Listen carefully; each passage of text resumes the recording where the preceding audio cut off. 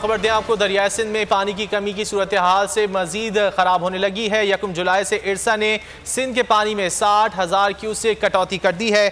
4 जुलाई से दरियाए सिंध में बहरानी कैफियत पैदा हो जाएगी। आपाशी ज़राए की जानिब से बताया जा रहा है गुड्डू बैराज पर आइंदा 2 दिनों में पानी की कमी 40% तक पहुंच जाएगी। बात कर लेते हैं ब्यूरो हेड सक्खर शाहिद अली से। शाहिद, आगाह कीजिएगा। देखिए, सूरत हाल ये है कि दरियाए सिंध में पानी की कमी जो है वो बढ़ती जा रही है। इस वक्त गुड्डू बैराज पर 1,33,000 क्यूसेक से ज्यादा पानी मौजूद है और यहाँ 30% इस वक्त पानी की कमी है। इसी तरह सक्खर बैराज पर 88,000 क्यूसेक पानी मौजूद है और यहाँ पर 17% पानी की कमी है। सिंध के दोनों बैराजों गुड्डू और सक्खर बैराज से जो बलूचिस्तान को पानी फराहम किया जा रहा है उसमें भी 17% की कमी है।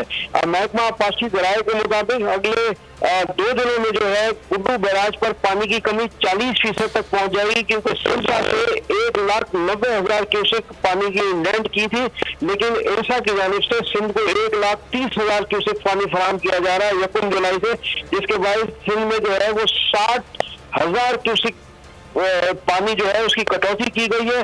इसकी वजह से सक्खर, दादू, घोटकी, मेहर, कश्मीर, कंटकोट और लाड़काना समेत जितने भी डिस्ट्रिक्ट हैं जहां चावल और कपास की फसल इस वक्त हो रही है, खुसूसन चावल की फसल बहुत बुरी तरह मुतासर होने जा रही है। पानी का बहरान है, आबादगार एहतिजाज कर रहे हैं। पानी की किल्लत के बायस फसलें भी। बहुत शुक्रिया शाहिद अली, आपने इस हवाले से आगाह किया।